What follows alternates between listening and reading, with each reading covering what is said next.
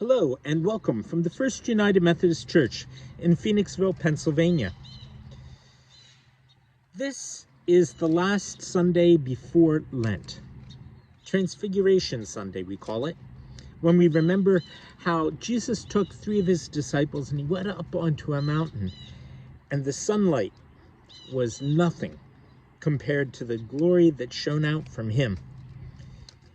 And the disciples got a glimpse of the Lord God Almighty embodied in Jesus.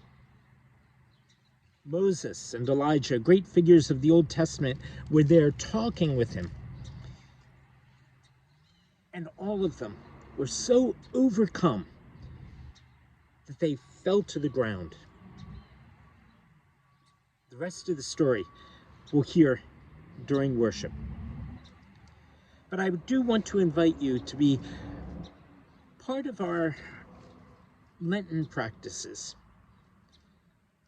This coming Wednesday is Ash Wednesday. We'll have a service at 7:30, and there will be something online, a short devotional. Because we remember when we look at his brightness,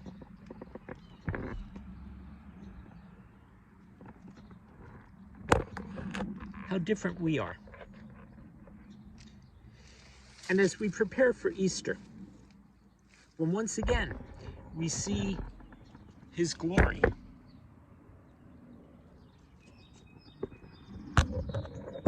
we remember that we fall short of it in so many ways.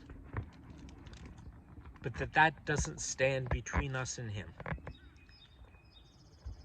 And that he comes to us in love and in pardon, with mercy and blessing, setting us free by his grace to love with our whole heart, soul, mind, and strength, and to love our neighbor as ourselves. So now, if we're bold enough, let us draw near to that God.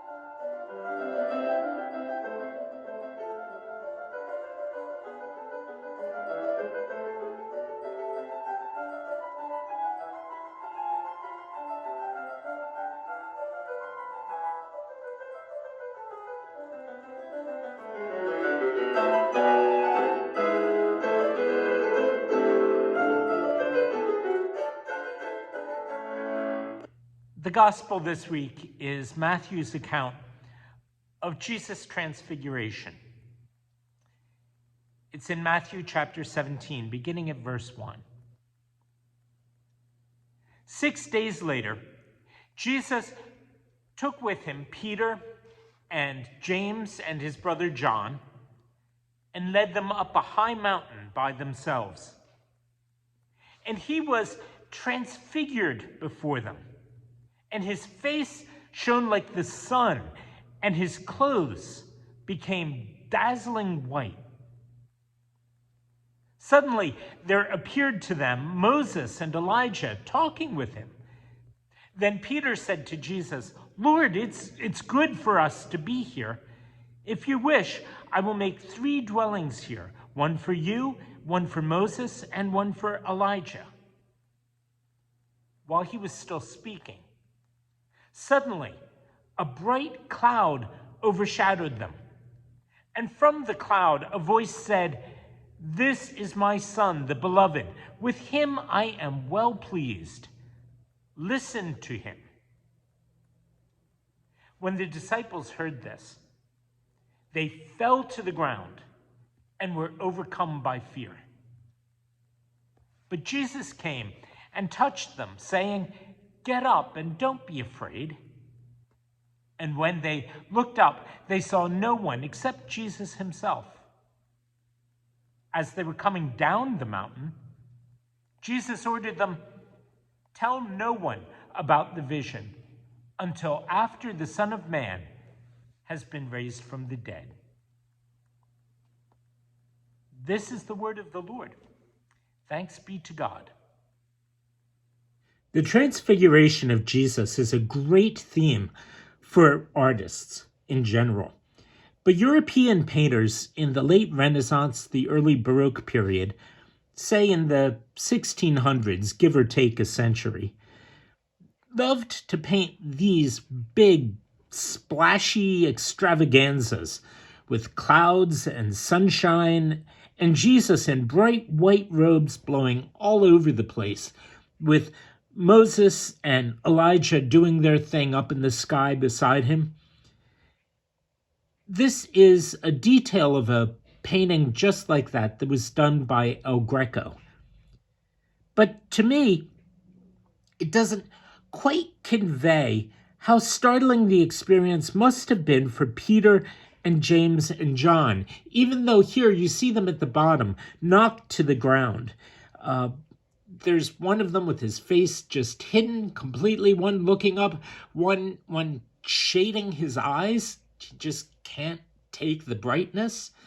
And you do know that something is going on, and then you have a couple people off to the side looking up, and we don't even know who they are. They don't appear in the story as it's told by Matthew or in the other Gospels. But all the same, it's a great painting and it's exciting, but it just doesn't get to that moment when the people who have been there with Jesus look up after having this experience, and Jesus came and touched them, saying, "Get up and don't be afraid." And when they looked up, they saw no one except Jesus himself alone. How much are those disciples aware of? How do they know that it's Elijah and Moses who are talking with Jesus? How do they have any idea what's going on over their heads? And even scarier, had they or had they not heard this voice speak to them out of a cloud, saying, "This is my son, the beloved. With him I am well pleased. Listen to him." Were they or were they not asking themselves if they were going crazy? And what were they supposed to think of Jesus after all of this happening? So here's a totally different painting that helps me get my mind around that. Not entirely, but at least in part. It's painted by a watercolorist from central Pennsylvania, a man named Larry Lombardo. And I bought it at the Mount Gretna Art Festival a few years ago. It's based on a photo that he just kind of snapped at random one day while he was walking along a strip mall in Union Deposit outside Harrisburg. The painting shows a woman who was cleaning the front window of a store that was either empty or almost empty. And here she is. She's wearing everyday normal clothes, blue jeans, a white top, white sneakers. She's kind of heavy. She's got a spray bottle of Windex in her left hand and a rag in her right that she's using to polish the glass. And you can see through into the store where there's a shelf leaning up against the wall on the right. There's an empty rack in the background on the left. And then just inside the window, there are 3 mannequins, female torsos that are no longer being used for display, but are still right there in the front. And now here's where everything really gets interesting. You can see her reflection as a shadow that falls across the window on the left side of the painting. And as it falls across one of those mannequins, it falls in just such a way that it overlies and frames it. The shadow overlies the torso and frames that. And it draws your attention to it. For one thing, the shadow turns the pose of the cleaning woman into the pose of a dancer. What we see is her cleaning and reaching for a streak up there. But if you reflect on her, then what you see in the reflection is the shape of a dancer who's lifting her arm, and her leg has gone out, and her other arm is held out behind her for balance. So it's like one of those moments when she's just getting ready to spring up into the air and to twirl around. And inside her is this dancer, this athletic ballerina that you wouldn't even suspect until, again, you reflect on it. And what it tells me is that this woman, whose face we don't even see, is somebody who inside her has an incredible beauty and grace. That this woman, who at first glance appears so completely ordinary, is somebody who inside her has an amazing soul, one that is just ready to dance and to sing and to twirl around. And that this woman, that as you go by, you wouldn't even give a second glance, is actually somebody who would be just an amazing, amazing person. So here's where we bring it all back to Jesus. Isaiah spoke of a figure sometimes referred to as the suffering servant, a figure in whom Christians who came after him saw a glimpse of what the Messiah might be like, or would be like, especially in passages like the one that said, he had no form or majesty that we should look at him, nothing in his appearance that we should desire him. He was despised, rejected by others, a man of suffering and acquainted with grief, and as one from whom others hide their faces. He was despised. We held him of no account. Same with that woman who was there, that cleaning lady, out on the pavement. But the deeper reality for her,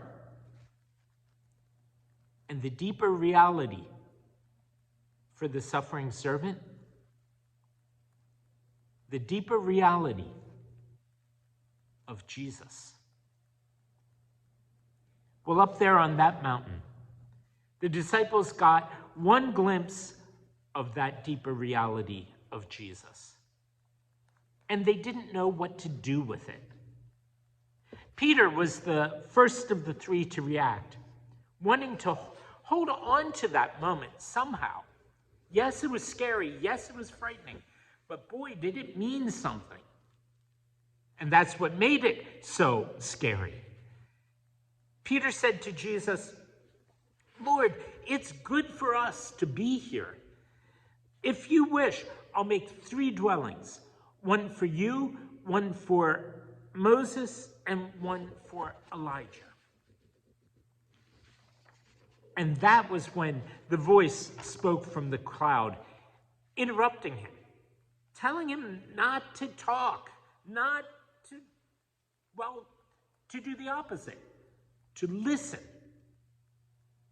This is my son, the beloved, in whom I'm well pleased. Listen to him. And that was it. It was all over. That moment was over. and it passed like it came. Like the moment when the clouds break apart and the sun shines through. And then it was done. And as they were coming down the mountain, Jesus ordered them, tell no one about the vision until after the Son of Man has been raised from the dead. Listen to that. Again, don't talk, at least not yet. Listen. Listen, said Jesus. Wait until everything falls into perspective before you start talking. Because anybody would be impressed by Jesus' glory in a vision like that, but the vision is not yet complete. His glory is yes, the glory of the Son in heaven, S-U-N and S-O-N. But his glory isn't complete until it's lived out on earth. Lived out in his ministry, lived out in his death, lived out in the suffering that came before it, and lived out continually in the resurrection that comes afterward. Those three people up there on the mountain with Jesus, the day of the transfiguration, Peter, James, and John, they would be the three that he would take with him to the Garden of Gethsemane before he died and tell them, I'm troubled. I'm deeply troubled. I need to pray. Watch and wait with me. They fell asleep. But they did see him arrested. And then they ran.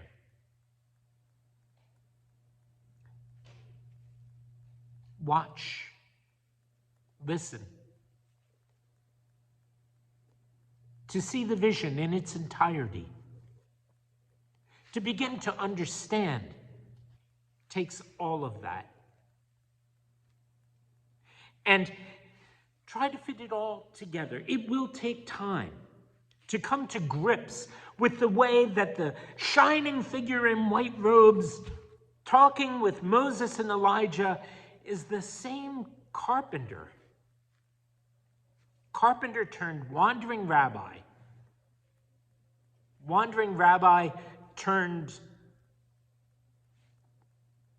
subject of an arrest warrant. Tortured man.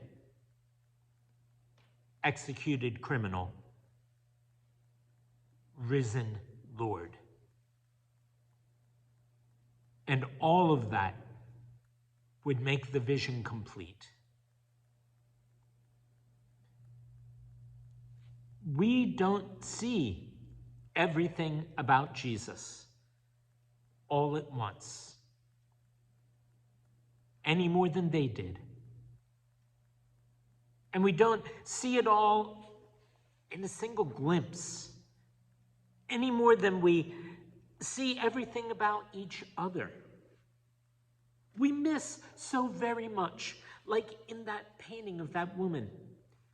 All we see is her back, and yet it's her reflection that tells us something about it. We get a glimpse of Jesus' glory. We get a glimpse of his love. We get a glimpse of his forgiveness. We get a glimpse of the challenges he puts in front of us. He does all of these things.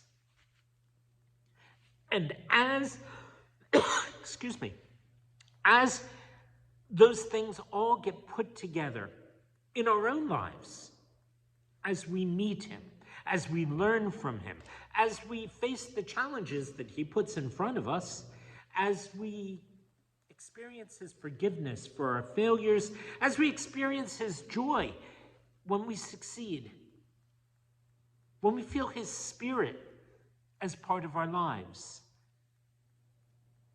then we begin to grow and grow and grow in seeing how he is transfigured and seeing how he transfigures us and changes us to be like him. And it's always, always, always going to be both and with him. We can't put one aspect of him into the picture and not include the rest. He's always going to be both and, more than either or. He is both God and human. He is both judge and liberator. He is both all-knowing and growing in wisdom. He's both complicated and simple. He's Alpha and Omega, the beginning and the end, the first and the last. Maybe it's best to say he just is. Or maybe it would be even better than that when I think about it. Simply to say, get to know him for yourself. Take a good look and listen. Lord, who on the mountaintop showed forth all of God's glory, more than humankind can even begin to imagine. Lord, who on the mountaintop showed forth the beauty and the grace that comes to dwell by your Spirit in the human heart, and the wonder that lodges in those who bear your image. Be with us and help us to live into the people that you see us becoming. Live within us, that we might be our true selves in the deepest and most wonderful way. Send us with your blessing into the world to greet all your children and meet that which is of you within them. Amen.